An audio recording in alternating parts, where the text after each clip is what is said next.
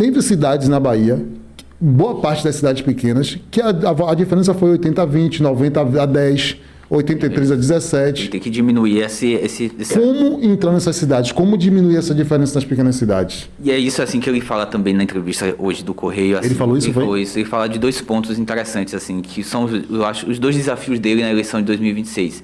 Primeiro, essa questão de como é que eu vou entrar nos pequenos e médios cidades, né? Porque foi onde ele acabou perdendo em 2026. Eu acho que ele não sabe ainda, porque ele falou assim, eu tenho que achar uma maneira de fazer isso sem ser pela política, pelo método tradicional.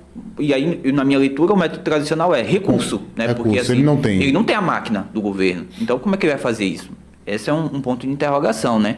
Ele vai ter que encontrar, sobretudo, aí um discurso que contemple essas cidades. Porque quando o Wagner ganhou para Paulo Souto, a gente sabe como o Wagner fez isso. Exatamente. Como é que o Wagner fez? Ele tinha a máquina do governo federal, tinha Lula, e ele preparou o campo todo e disse para o prefeito lá de Valente, olha, você está com Paulo Souto? Não tem problema.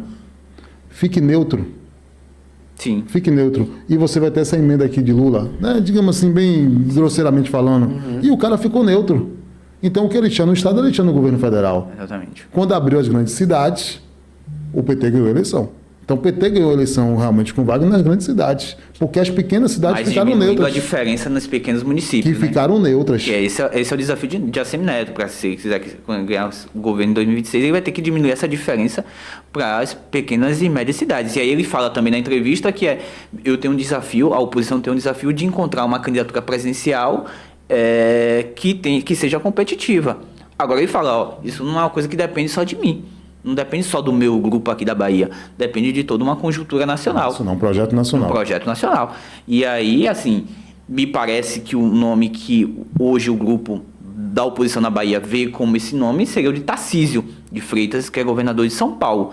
Agora, se Tarcísio vai topar ou não ser candidato a presidente, eu acho que vai depender muito do desempenho de Lula. Se Lula chegar muito competitivo, muito forte para 2026, eu não acredito que Tarcísio vá topar aí para essa disputa presidencial. Entendeu? Até porque ele está bem acomodado, né? Como governador de São Paulo. Eleição garantida. Bem acomodado no sentido de estar tranquilo, está fazendo um governo ok também.